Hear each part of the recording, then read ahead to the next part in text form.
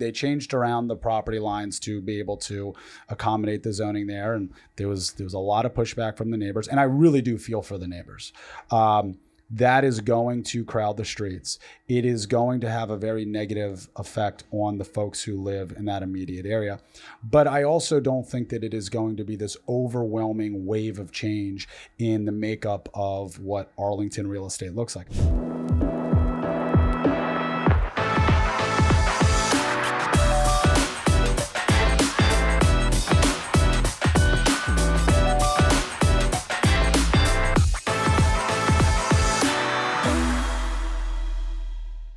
How's it going, everyone? Welcome back to another episode of the Shawn and Matt Show. My name is Matt, and that is Shawn, and welcome to the show. Shawn, in today's episode, we're going to be talking about NAR and Redfin breaking up. Redfin it's not you, it's me. Redfin has decided to leave NAR. We're also going to be talking about Arlington Real Estate, missing middle, and some hot topics around the county of Arlington. And to help us do that, we have our first ever in-studio guest. Please welcome to the program, Mr. Eli Tucker. Well, thanks for Eli, how's it going? We have had one guest before, so we can't give you a medal for that. We had Niall Lundgren in New York City. Yeah, that's right. The space realtor. This guy, so talking about closing gifts, every realtor's like least favorite thing in the world. Yep. This guy, for his closing gifts, wants to give people a trip to the moon. Oh. As a closing gift. Yeah. How do you compete with that? I would imagine his average price point is probably a little different. Yeah. I have like a $45 like bottle of wine from Total Wine. Right. This guy's taking people to space. Yeah. Okay, I didn't win the listing appointment. Now I know why. I wonder if that's a little bit like the agents who say they'll buy your house if they can't sell it. Oh yeah. There you go. It's like, I'll take you to the moon if that's true. Yeah, I'll buy your $1 million house for $500,000 if it doesn't sell. Exactly. If I get 100% of the sale proceeds. That's right. So for those that don't know Eli Tucker, he is the lead agent president of Eli Residential with RLAH Real Estate, based in Arlington, Virginia. Always on the top Washingtonians, top agent, Northern Virginia top agent. What am I missing? What other top agents? Websites, magazines. Can't keep track. There's too many delegations in the email signature lines. So, and just a good guy. Just a good guy all around. And that's why he's the first guest, because he's just a good guy all around. And he knows Arlington like the back of his hand.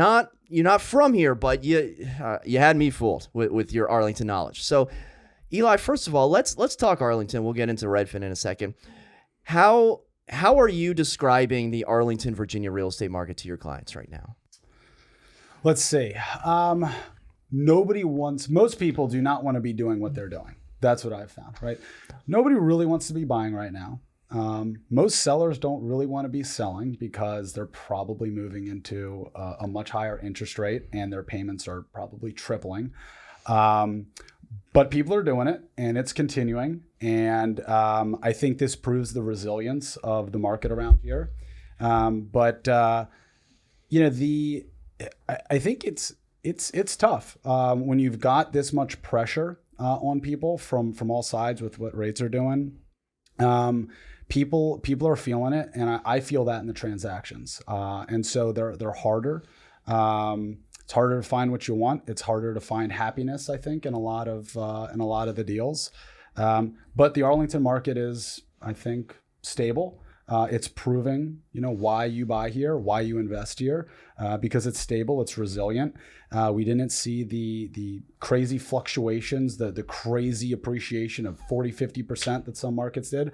But we've maintained our pricing and we've maintained stability. So you had a buyer seminar the other night. What was the overall sentiment from this event where you had potential new home buyers coming into a room, wondering about the market, asking about the market, interest rates, closing process, timeline, inventory? What was like the average sentiment from a person that was looking to buy? Yeah, a lot of people, there was a lot of conversation with the lender we had there, Jake Ryan at First Home Mortgage. Was that like, are interest rates going to go down? Well, I think he does a very good job of talking about interest rates and saying, look, there's been predictions for the last year about interest rates going down. The only truth is that nobody knows. But people are trying to figure out how to get creative. They're trying to understand the programs better. There's a lot more conversation about programs, a lot more conversation about options with down payment and how those affect your payments, and really strategy behind buying and eventually reducing your monthly payments and getting into something that's more comfortable. So a lot of that conversation was with him, and him providing some really interesting feedback on some good mortgage strategy. When you're working with, were you going to jump in there? Yeah, I was just going to say, are you seeing the buyers that are in the market now? For the most part, what I'm seeing is that these are new buyers. Like the buyers that were there at 3.5%, 4.5%, I feel like they're gone. They're on the sidelines waiting for that stuff to come down. Where the new buyers now, I feel like it's a little bit, they're managing it a little bit better. They're saying, well, I'm used to the 6.5%, 7.5% range. Yeah, it's hurts, right? Yeah. But this is what we're used to, and we're coming into the market knowing this. Totally. And I mean, this time last year felt very different than this time this year. Last year you could really feel things kind of crashing. It felt like we were a bit of crashing and burning because we came from such a high. I think there's more momentum right now in the market. More people are getting ready to buy next year than at least for me than I had last year. I'm having more conversations about people starting that process because it is folks who have entered the market in the last 9 to 12 months. They never saw payments at 3%, 4%. They've now heard from everybody that that's not going to happen again anytime soon, and they're just adjusting accordingly. So I do think there's some more momentum, and that's being created by the newer buyers. The folks that I've been working with for like a year and a half, who are still kind of hanging on to that idea of 4%. Those are the people who are just, I don't know. They're just going to wait. Yeah. I got this question the other night about buyers who maybe were looking to buy a single family house, buy a townhouse, and then the rates changed. Maybe they've been looking for a year, and then now they're in that kind of condo price range on a monthly payment. But when the person asked me the question, they said, are there people that were looking at single family houses that are now considering condos? And I haven't really come across that type of clientele, because in my head and with conversations I've had over the past couple of years, it's been, okay, well, if you are looking for a single family house and the numbers are no longer making sense, you're now looking for a single family house in Brambleton. Yeah, you are now looking for a single family house in Woodbridge. Yeah. What are you seeing people consider condos or a townhouse, or are they just expanding their search out further? Yeah, I definitely have not seen anybody move from single family down to condo. And, a lot of the folks that I find that are having the most trouble are the folks who, this is their long-term purchase, right? This is, they are in something right now. Maybe they have some kids, and they are comfortable-ish in the house that they're in, and they're looking for their forever house. And they're not going to change their criteria that dramatically to do that. And it's really hard for those people to justify that move when they're in something that they can continue to be in. They've been in there for 5 years, 7 years. They can continue that. Those folks are not changing the category of house that they're in. I have had some clients who are sort of right on the border of a like midterm single family house and a nice townhouse, and they'll fluctuate more between single family and townhouse. But even still, once you have, I think, your heart and your mind set on single family, it is very, very difficult for, especially if you're talking about two buyers, a couple partners. I think it's very difficult for both of those people to shift their vision and their goals from single family to townhouse. Yeah, and not only that, the inventory for those two different models are completely different, right? So if we look at single family homes, they're churning a lot more than condos are. Condos seem to be sitting a lot longer. One thing that I'm starting to see, though, is these condo fees. I've talked to so many condo managers up and down the line, and they're saying, our condo fees are going up. Oh, our condo fees are going up. And then you look at the actual condo fee compared to 2 years ago, they've increased pretty good. And so when you're looking at a single family home, yeah, interest rates are high and everything. And then you go to the condo, but then you add this huge condo fee in. It's like, no, even more. You're like, I'm sticking with single family homes. So I think you're right in the fact that most people aren't going to the condo route. They're going to go Brambleton area. Yeah, on that, I think a lot of those increases are the inflation that we're experiencing, right? Like they're not just making up costs to add to this condo fee. It comes from more expensive labor and services to maintain the building, and it comes for higher cost of maintenance and repairs and components that you're replacing your systems with. But that inflation also exists in single family housing and townhousing. And I think that condo fees get a really bad reputation because people feel like they're just paying it to the man, right? To the boss. But the fact is you're going to have, maintenance expenses in a single family house.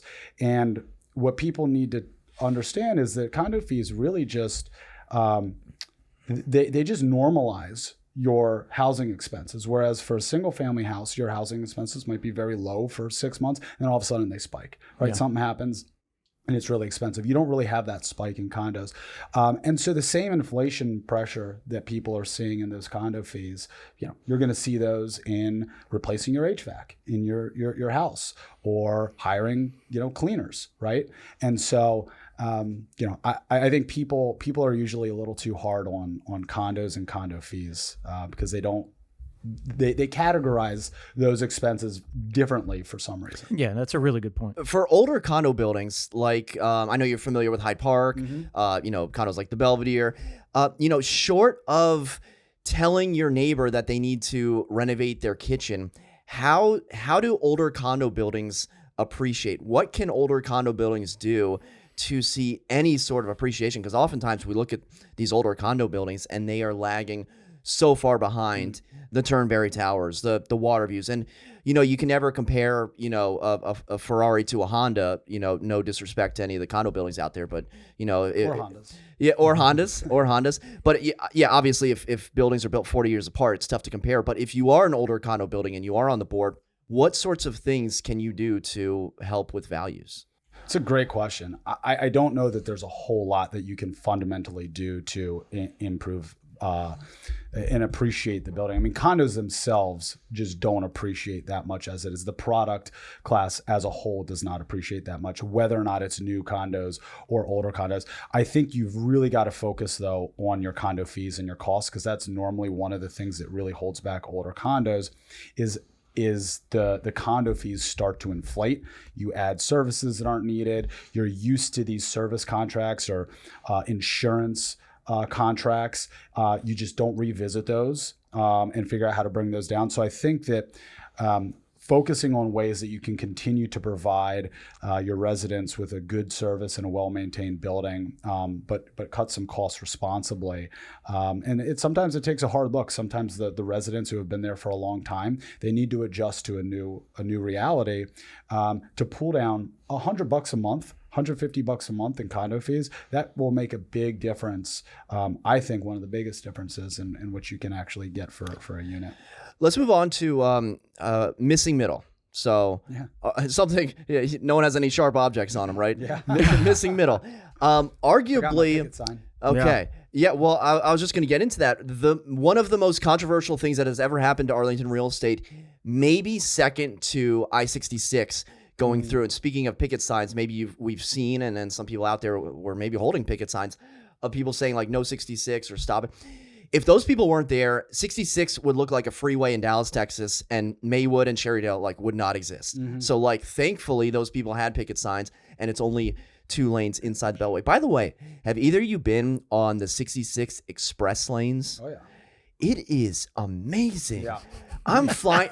I'm going 85 miles an hour. Cars are stopped on the other side of the bollards. Yeah. Time is money. And now we have the opportunity. This is unheard of in Northern Virginia. Mm-hmm. And I went down to the Outer Banks this past weekend, and it was the first time that I got to take the full length of the 95. Did it change your life?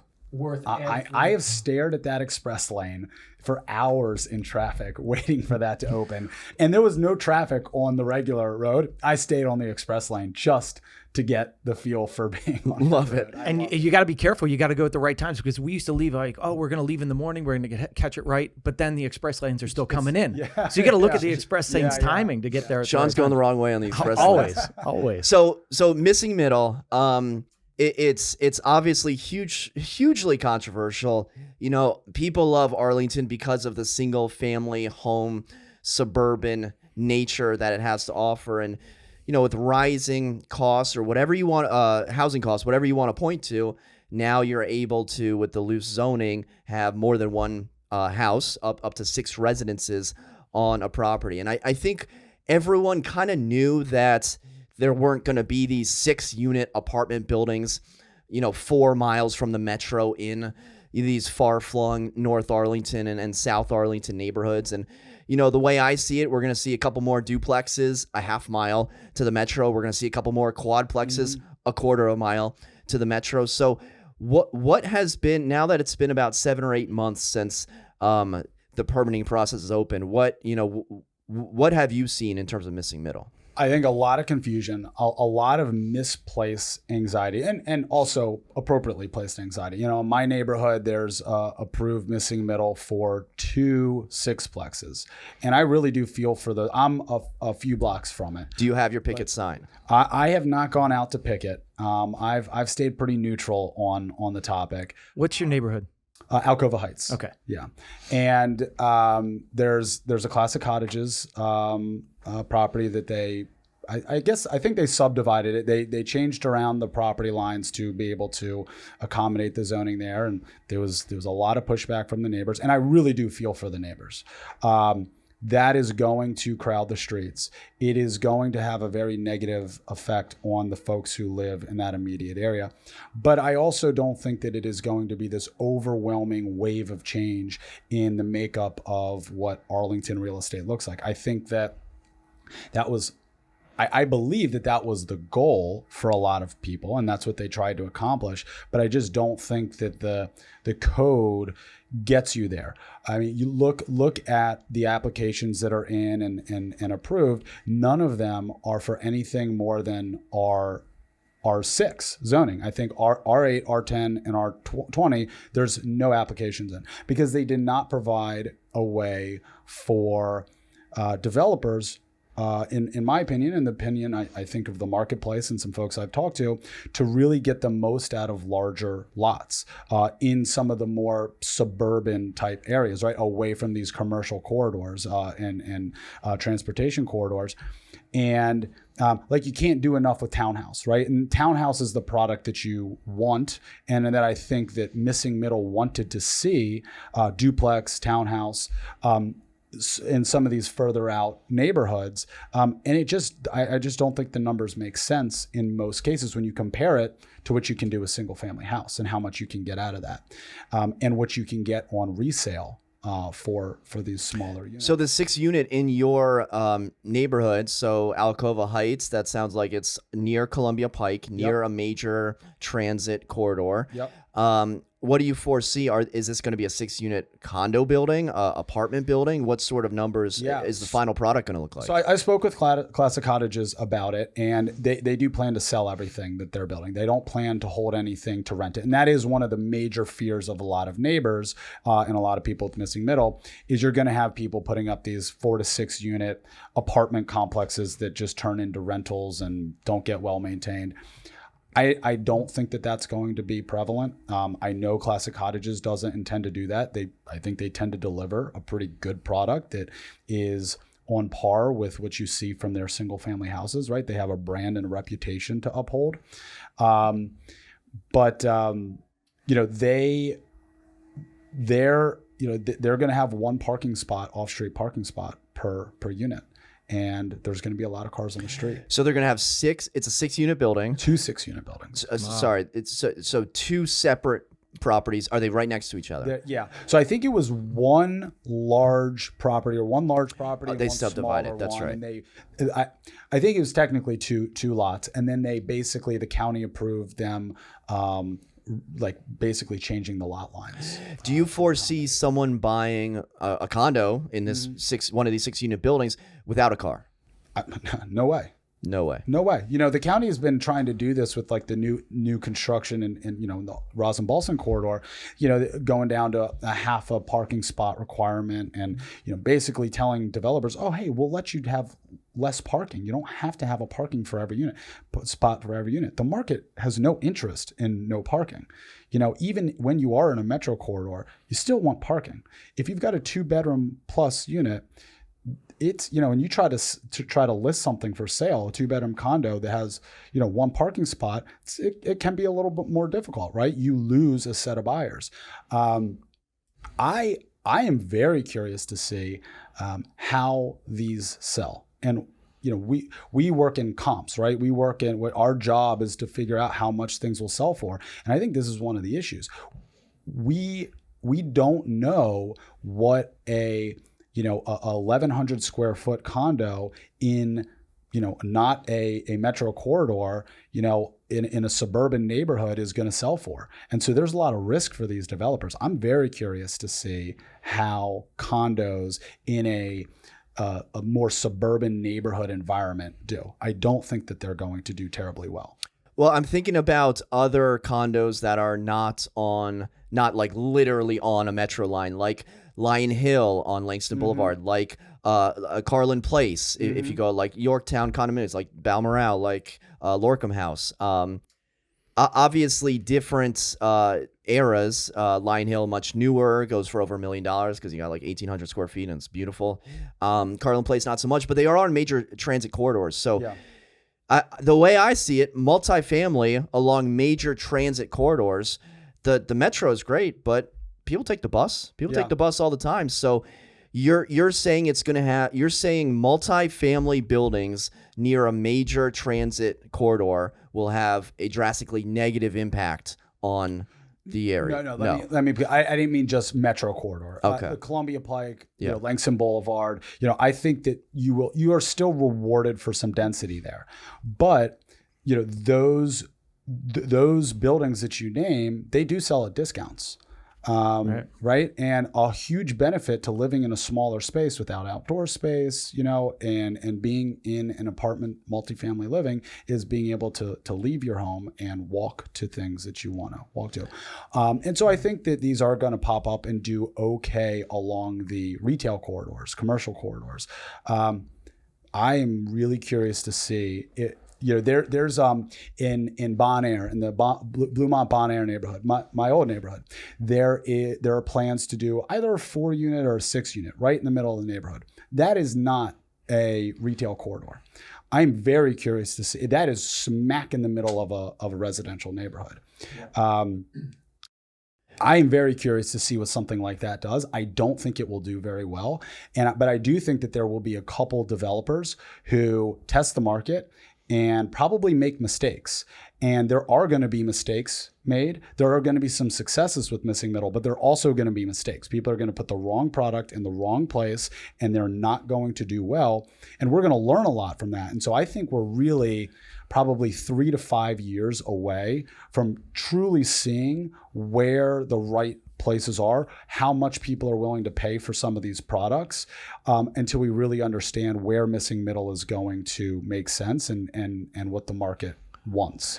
So you're saying that a multifamily building, you think in this specific location will detract or take away from property values. Do you see maybe in another area of the county or with a different multifamily product that whether it's a duplex, whether it's 3 townhouses, replacing whatever was there before would actually increase the surrounding properties? I think that along the Roslyn-Ballston corridor, where you're used to seeing a mix of property types, I think it's gonna be just fine, especially if you're taking down an older, dilapidated single-family house, which is what it will be, and you're putting in, a nice 4-unit in the Roslyn-Ballston corridor or a duplex side by side. So up on the screen, we have North Taylor. You probably know this house, Eli. Mm-hmm. It's right at the top of the hill. Yeah. One of the arguments, there's going to be 3 townhouses here. Yeah. One of the arguments is that missing middle is going to detract from the neighborhood ambiance and the visuals. This is the ugliest house I've ever seen. I disagree with that. I think that 3 townhouses, or if you put a side-by-side duplex there, I don't think that is problematic for the neighborhood at all. I think a 6-unit may be a little bit problematic, but it's the wrong product for that neighborhood. So I disagree that this is going to be a problem for the neighborhood. I think, parking is always going to be an issue. Nobody likes to drive down their street and have it lined with cars. That's an issue left and right in Arlington. But I think that for the most part, the folks who are building this, I think, we see, you may not like what new construction single family houses look like around here, but they're overall, if you compare them to the rest of the country, they're good products, right? Yeah. They're nice products. And I think that for the most part, developers will deliver good quality product because that's what the Arlington buyer, especially, in Cherrydale, right, wants. And there will always be people who make mistakes. There will always be people who build the wrong thing. But I think for the most part, this stuff is expensive enough to buy. It's expensive enough to build that you're going to have people who are educated on what they're supposed to deliver, bringing that product to the market. And so, no, I don't think that this is a problem for the neighborhood. Shawn, you've been biting your tongue, whether that is by accident or on purpose. do you have anything to top off of Eli's comments? I would say that the builder has to be careful on what they're delivering because aesthetically it has to look good. It has to conform kind of with that neighborhood. I was driving down today. I was going to one of my listings in Penrose, and I was going down Wayne Street. And when you go down Wayne Street, you can look, and this is in South Arlington, there was a single family home. Then there was a group of 5 townhouses. Then there was an apartment building next to it. And then there was another single family. And it throws the flow of the neighborhood completely off. And you'll see that a lot in South Arlington. And that's part of the reason sometimes people don't want to live in South Arlington, or they like the aesthetics of the North Arlington neighborhoods. And that's what I don't want to happen, is the aesthetics to go away. I think you're right in the fact that a duplex, if it's done correctly and done to look like the other places in the area, then it can be done well. But for me, I don't see, like you were saying, the construction that is done, the houses that are put on these places. Now, a single family house, brand new single family house on that lot would look amazing. 2 townhouses or 3 townhouses next to each other in a big block, in my opinion, wouldn't look as good, right? So that's where I feel like the difference is. And we just have to see what the product is, the final product, to really get a good idea of what's going to happen, right? And I think the other thing is, we just don't know what the pricing is going to be. We can think that, a duplex in this neighborhood, a brand new house in that neighborhood is going to run $2.2 million, right? A townhouse, is it going to be 1.3? Is it going to be 1.4, 1.2? I don't know. I mean, that's where the builder's got to guess to make sure that this whole, getting new architects and all this stuff to conform to what they're supposed to do, does it come out correctly, and do they actually make money? I think in the end, the county's going to make money, right? They're going to have a higher tax base regardless. So I think that's a big pull. But, as you can tell, I'm more against the missing middle, because I own a single family house. There was a duplex that was going to go right across the street, and it was on Henderson or Harrison, and the neighbors rose up and they said, well, we have a covenant in this section that says only a single family home. So there are people that are against it. A lot of people kind of stay neutral. They don't want to talk about it too much.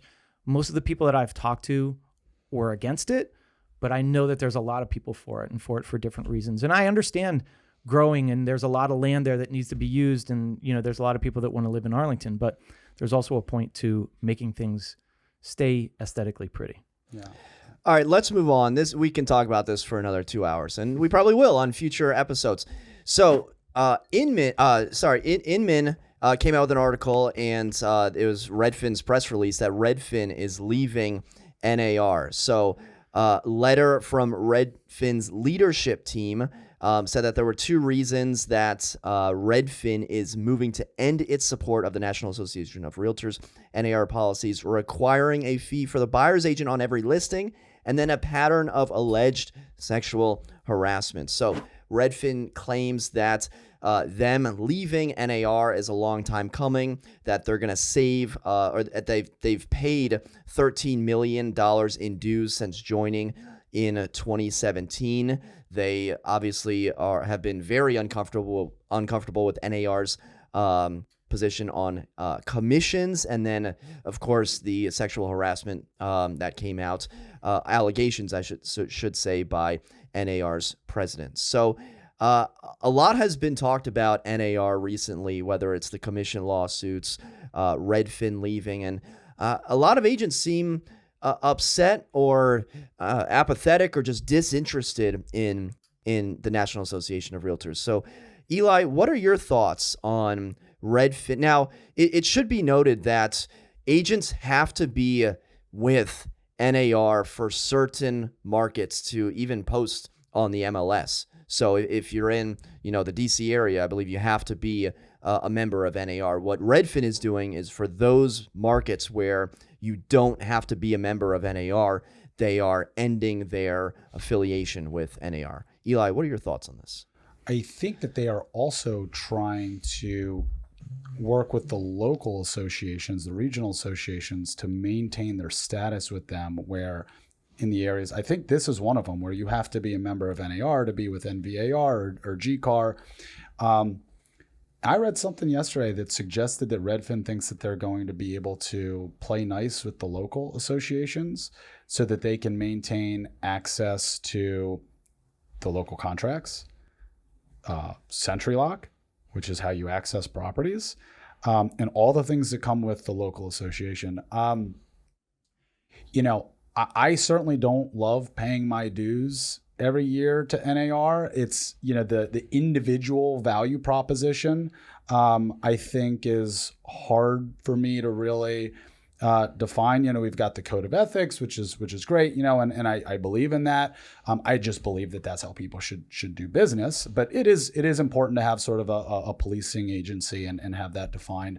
But I do also understand the meaning of being part of a larger organization that is always doing things in the background that make our industry more efficient and more effective, the lobbying and things like that they do. So I understand the value as a whole. It's harder for me to define it, on an individual level, the value proposition for me, but on an individual level, the local associations certainly provide a lot of value on a daily basis, contracts that we understand and that are, consistent through all transactions, and access to properties through SentryLock. I'm not sure what Redfin is thinking. You ever call the NVAR legal hotline? It's pretty helpful. I have, absolutely. It's pretty It helpful. can be very helpful. Shawn, what are your thoughts? Yeah, this is a tough one because, like Eli was saying, what people don't understand is that when you are with an association, for us to gain access to a property, that SentryLock, that electronic real estate box, is through NVAR or through an association that we're a member with. So I actually called SentryLock today and I said, hey, if I was a real estate agent and I wanted SentryLock access, do I have to be part of NAR or a local board? And they said, yes, you do. There's nothing you can do about it right now. So that's the problem that Redfin is facing right now, is that they can't really pull out of certain markets because this is mandatory. You have to be a part of that in order to access. Now, they could go, with their own combo boxes or some other lock that they were trying to do in the original years ago, right? They were trying to implement this thing where their buyers could actually go by themselves and access these boxes. So there could be something in the works with that. On top of that, the Bright MLS. I called Bright MLS just to make sure. I was like, hey, do I need to be part of a board to access Bright MLS? No, you don't. So that's one thing where they can access the board. They can put up listings. They can see all the listings without being a part. So the main thing here is the electronic lockbox access. And I think that if they get enough pressure, they can sparse that out. They can pull it out and in some way just have direct access. But, in one regard, and I see Eli's point too, it's like the lobbying is big for us, right? And the legal aspects of things. Mm-hmm. So it's really important on some aspects to have some sort of regulation there. to have some sort of board that's oversight board or overseeing us. But on the other side, I could see Redfin's standpoint where, hey, we don't, they've always been a disruptor. Redfin has always been a disruptor. So I can see their side too, but I think it's going to be really hard to do, and it's going to take years. And again, maybe it is, all right, it's just NAR that they're not a part of, and they're just, and VAR, right? Northern Virginia Association. You have so many, there's over 1,200 smaller associations that are affiliated with NAR, as NAR is the head, and then you have all the smaller associations. So maybe they could go that route.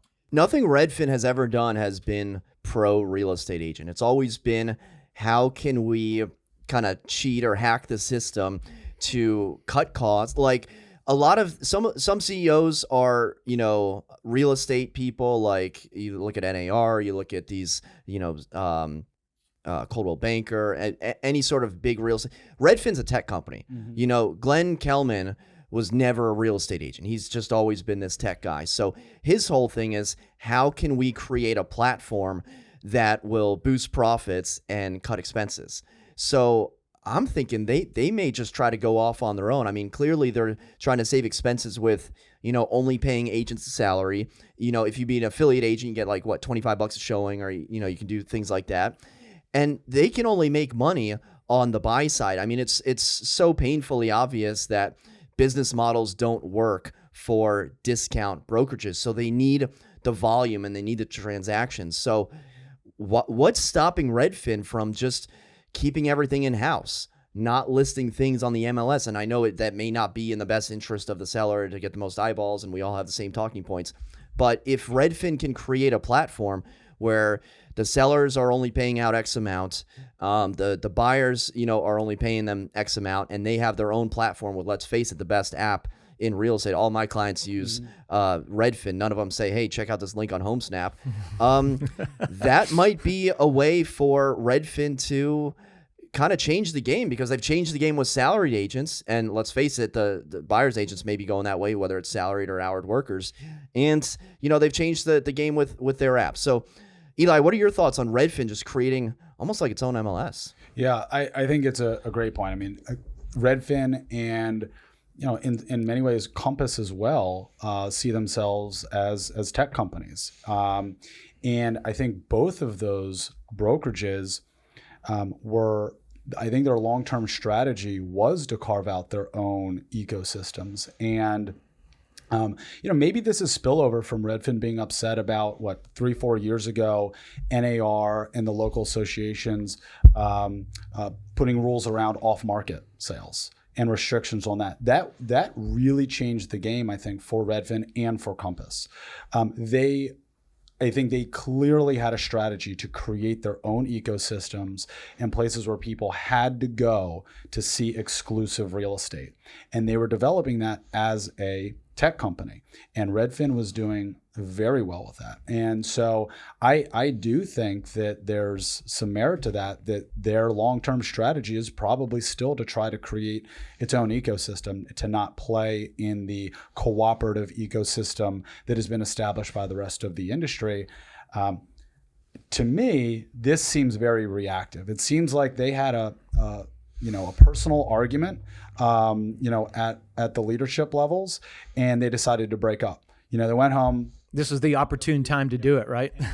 Sexual harassment thing seems like it's just kind of like, just kind of ribbing at them, right? Like, I don't know too much about the depth of that and where they're coming from there, but also the buyer commission part of it, right? NAR has made changes, I think, very recently here, and there have been changes across the industry to say that you do not have to not make buyer commissions requirements, right? Due to all the lawsuits. And so the timing of it just seems weird because it sort of just happened. And so I think they're mad, and this seems quite reactive. And my question is, like, what's going to happen when they're not allowed to use the local contracts and you get an offer from with a contract that you've never seen before, right? We're not attorneys. what are we supposed to do? They can't just copy and paste our local association contract. I imagine that would be illegal. So what do we do about that? What? Oh, we got there it. it is. It's 2:20 already. Our national emergency. Do you have to don't know press what a we have button to or do. does it Hold keep on. going? I perfect. swiped mine and There we go. All right, it's that'll off. stop. Cool. That Well, was now we know. early. That was 2 minutes early. Yeah, Or- they're off. It's 2 minutes early. The atomic clock. Maybe the phones are all off from the atomic maybe. clock. Well, this is grandstanding by Redfin, right? think so. Like the timing of it on the heels of the New York Times expose.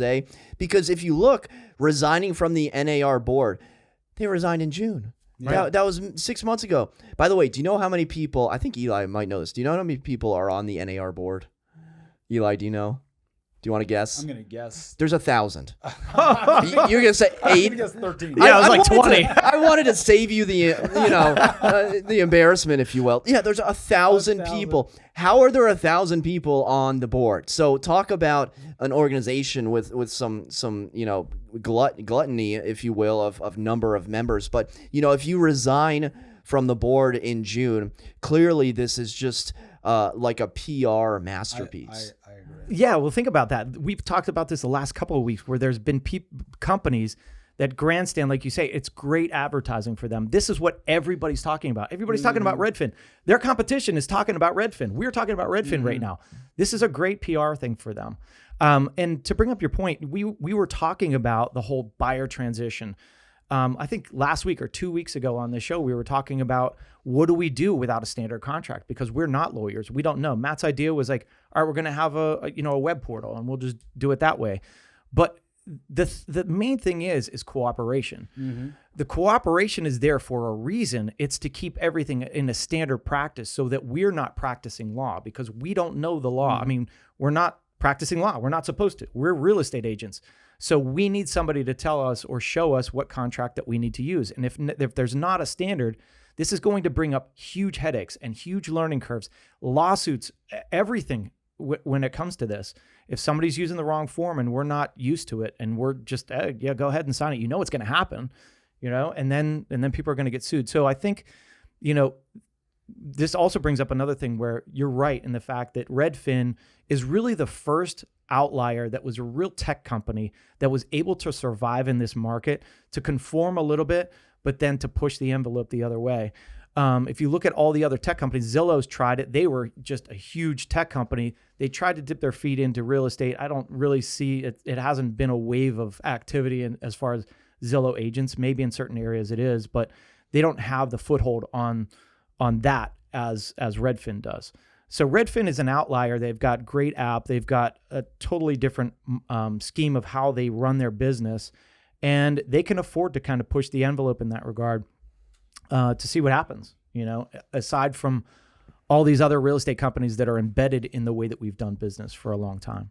Well, let us know in the comments section what your thoughts are. And if you're a real estate agent, are you considering leaving NAR, and if it's even possible in your market? Eli, let's move on to our final topic. This is a game that Shawn and I called in or out, whether you are in or out on a property in the United States. Doesn't have to be the United States, but this time it is in the United States. And the idea is, if you had the budget, would you be in or out? So Dave Portnoy, El Presidente, Barstool Sports founder Dave Portnoy buys $42 million Nantucket compound, a new record. It sounds like you may already be familiar with the Nantucket estate. Purchased for $42 million. It included $2 million worth of furniture, so it is move-in ready.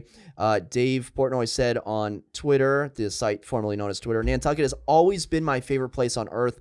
The best day of my year was heading to the island for vacation. The worst day was taking the ferry back home. Once Barstool started taking off, I dreamed of buying a place where I could see the ferry come and go and have the privacy, because seeing the ferry leave makes me appreciate every second I got to spend on the island. I went from being able to afford renting for a day to a weekend to a week to a month to renting for the entire summer to buying a house, and now buying a house beyond my wildest imagination." So love them or hate them, certainly an inspirational story. $42 million. That's a hefty price tag. Eli, are you in or out on the Nantucket $42 million compound. Well, this is the first time I'm seeing photos other than the one. It was an off-market sale, so there's not many photos. Yeah. Eli, this is what you got to do, man. This is I'm in. He's in. No hesitation. You can't Absolutely.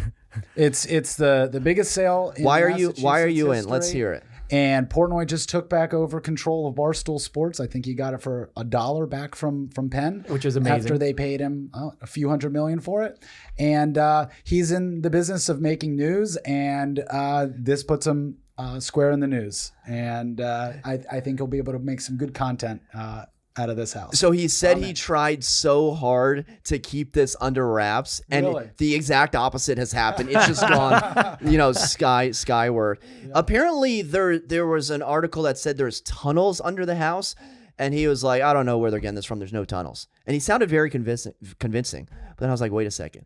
Is he just the owner of a new house that has tunnels that doesn't want people to know that there are tunnels?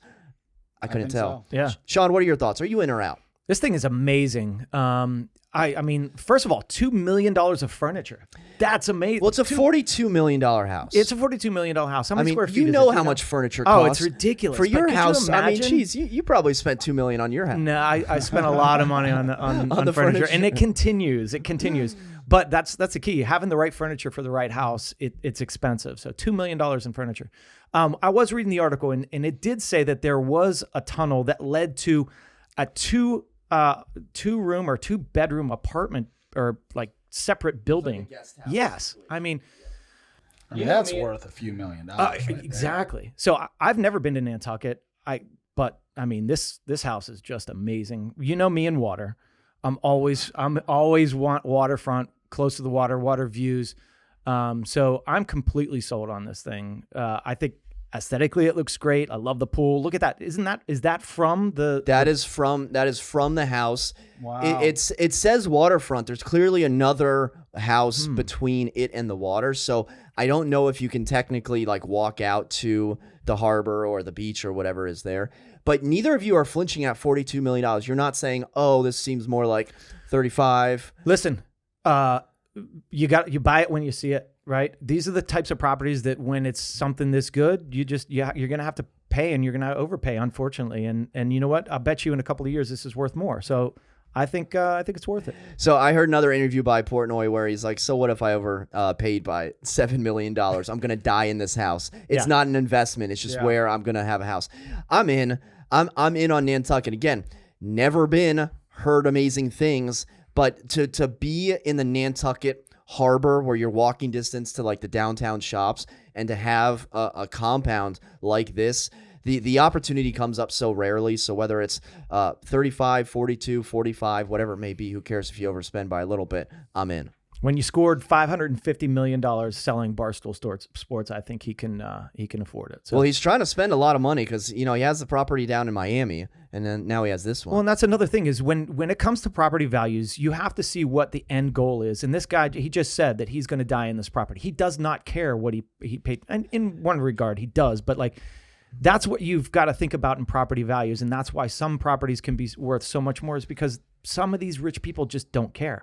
They just want the property, and they're going to stay there for the rest of their life. It's a pinnacle achievement for his life. That's right. This is probably the single greatest purchase he ever could have made. Yep. And it doesn't, he's not taking it to the grave, and I think it's a really good example of that. He's got all this money, and he's spending it. That's right. And he's doing exactly what he wants with it, and good for him. Well, we are all in on El Presidente's Nantucket compound. Let us know if you're in or out in the comments section below. And for Shawn, myself, and Eli, thank you so much for watching. By the way, Eli's contact information in the description below. Thank you so much for watching. Until next time, create a productive day. Take care.